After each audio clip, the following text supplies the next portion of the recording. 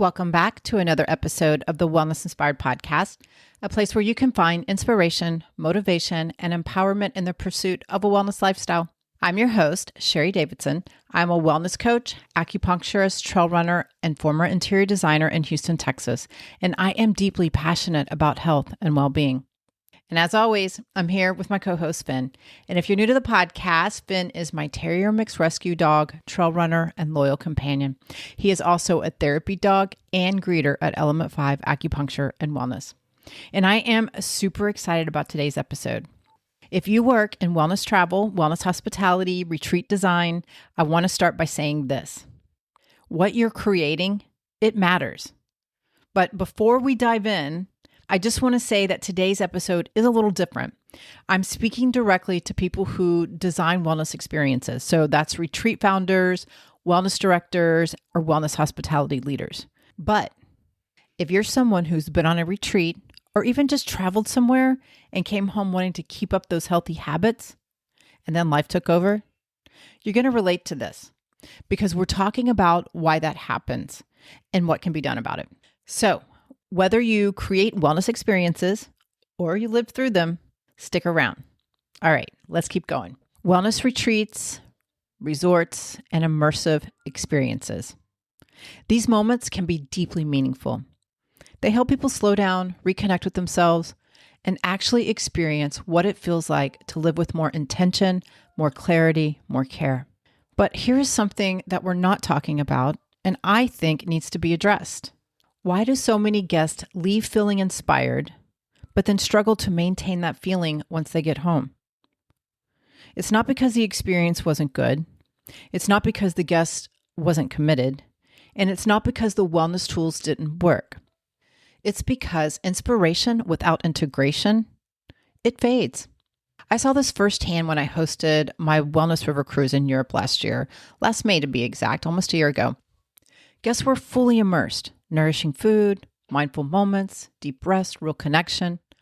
They left inspired, hopeful, like something had shifted.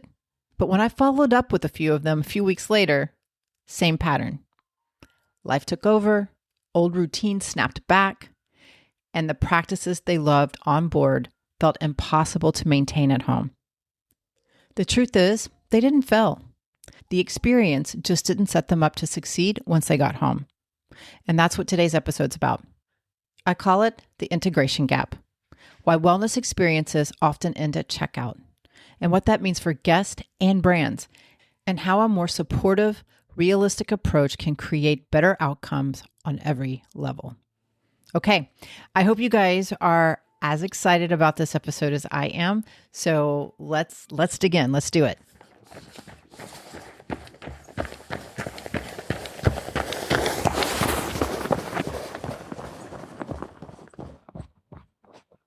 So here's what keeps happening, and I see and hear about it all the time and everywhere, from luxury wellness resorts, boutique wellness retreats, and wellness hospitality brands. Guests arrive stressed out, overextended, craving relief. They immerse themselves in beautiful environments, nourishing food, movement, rest, insight. They leave feeling lighter, clearer, hopeful.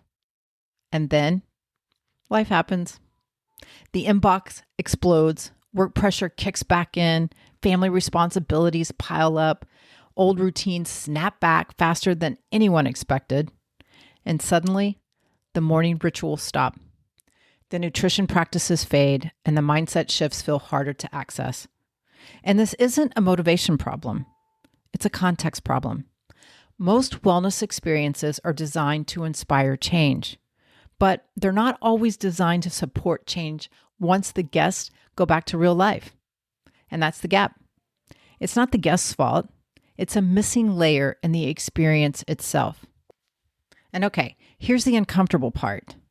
A lot of wellness programs, unintentionally, assume that if the experience is powerful enough, guests will figure out the rest. But behavior science, lived experience, they tell us something else. Let me share what happened to me. I went to a wellness resort last year. I think it was last March. And before I arrived, I was love bombed. Set your intention, schedule your classes, go to our website and download all these cool tools, and get ready to digital detox. I think I got an email a day for 2 or 3 weeks leading up to my stay. And the experience itself, amazing. I felt grounded, connected, relaxed, clear, like I had found something I could actually sustain. I didn't want it to go away. But when I got home, nothing. Not a single check-in, not how's it going, not a here's one thing to try this week. I felt so alone. I was left to figure it out on my own. And that's when it clicked for me. Inspiration without integration fades. It wasn't that the resort experience wasn't powerful, it was. But there was no bridge between the retreat and real life. And that's what this work is about, creating that bridge. Because real change doesn't just happen because someone had a beautiful week. It happens because they have someone walking alongside them as they figure out what works in real life. And that's what coaching does. It keeps the connection alive. It provides the support, accountability, and the guidance guests need to translate inspiration into action. And you might not have thought of this, but here's what that costs. Long-term guest satisfaction takes a hit, repeat bookings slow down, and brand trust weakens. And word of mouth, credibility suffers. Guests might say, yeah, that retreat was really nice and it was really beautiful there, but I don't know, I kind of just came back and went back to my old patterns. And that's not a reflection on your offering's quality. It's a reflection on the missing integration support. So here's the shift I want wellness brands to consider. Integration does not mean doing more. It means doing less, but more intentionally. Guests don't need 10 new practices. They don't need perfect routines or overly complex follow-up programs. They need someone helping them figure out what actually works for them in their life. Someone who keeps them connected to the experience. Someone who makes the transition from retreat to real life feel supported instead of isolating. And that is what integration coaching provides. And here's what it creates: long-term behavior consistency, guest confidence and self-trust, strong brand loyalty, a deeper post-experience relationship. And when guests feel supported after the experience, your brand doesn't end at checkout. It stays present in their daily lives, and that's where the true ROI lives. Emotional ROI, reputational ROI, and financial ROI. Okay, so let's talk about how wellness brands can actually start closing this integration gap. Here's the reality. Most retreat founders, wellness directors don't have the bandwidth to create and manage ongoing integration support themselves. You're already doing the deep work of designing transformative experiences. You're managing operations, guest relations, programming, hospitality, all of it. Adding pre- and post-day support on top of that, it's not realistic for most brands to do in-house. But here's what guests actually need to make wellness stick. They need someone walking alongside them after they leave. Someone who checks in, who listens, who helps them troubleshoot when life gets messy, who reminds them that progress isn't perfection. They don't need another email sequence or downloadable PDF. They need a person, a relationship, ongoing support.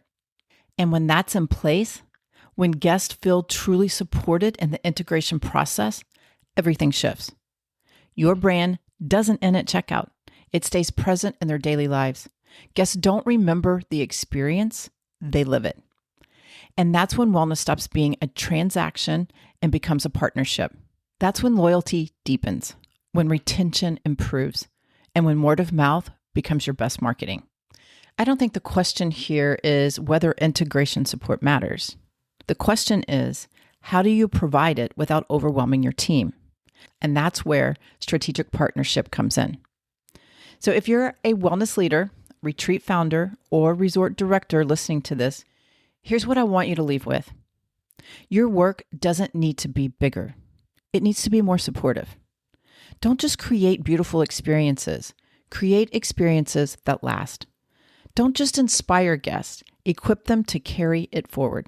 Because that's where trust deepens. That's where loyalty grows. And that's where wellness becomes something people live, not just visit. So now, for those of you that have been on a retreat and struggled to make it stick, I see you. And that's exactly why I created the Make It Stick Kit.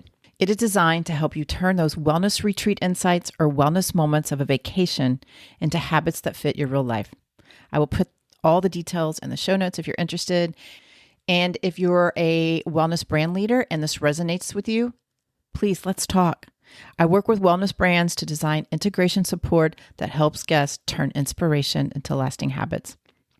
And if you're curious how this could work for your brand, you can find more details in the show notes. Thanks for being part of a wellness industry that is ready to think deeper, smarter, and more sustainable. So until next time, stay curious and keep building experiences that last.